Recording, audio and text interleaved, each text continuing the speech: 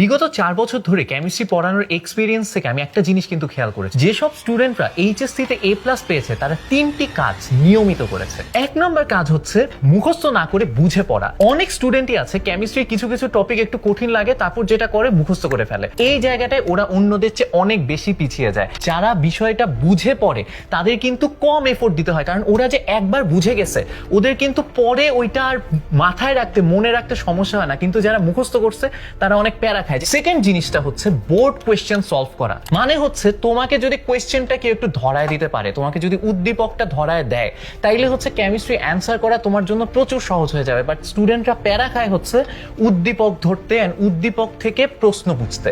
এই জায়গাটা প্যারা খায় না তারা যারা রেগুলার বোর্ড কোয়েশ্চেন সলভ করে এন্ড বিগত 5 বছরের অ্যাটলিস্ট বোর্ড কোয়েশ্চেন সলভ করে রাখছে। থার্ড জিনিসটা হচ্ছে রেগুলার এমসিকিউ প্র্যাকটিস করা। সবচেয়ে বড় ভুল হচ্ছে যে এমসিকিউ পরীক্ষার আগের রাতে সলভ করা। এই জিনিসটা যারা করে ওরা এমসিকিউ থেকে প্যারা খায়, পরীক্ষায় কম পায়, এমসিকিউতে এসে বলে ভাই আমি এমসিকিউতে এত পাবো, আমি কি পাস করতে পারবো? এমসিকিউতে ভাইয়া খুব কম মার্কস কিন্তু না, 25 মার্কস একদমই ফেলে দেওয়ার মতো না। সো এমসিকিউটা রেগুলার যদি প্র্যাকটিস করো তাহলে তুমি পরীক্ষায় অন্যদের চেয়ে অনেক বেশি আগায় থাকবে। সো এই 3টা বিষয় যদি তুমি ফলো করতে পারো, কেমিস্ট্রিতে A+ পাওয়ার তোমার জন্য কোনো ব্যাপারই না, ইনফ্যাক্ট 90+ পেয়ে যেতে পারো। নিশ্চিত করো তোমার এইচএসসি কেমিস্ট্রিতে A+।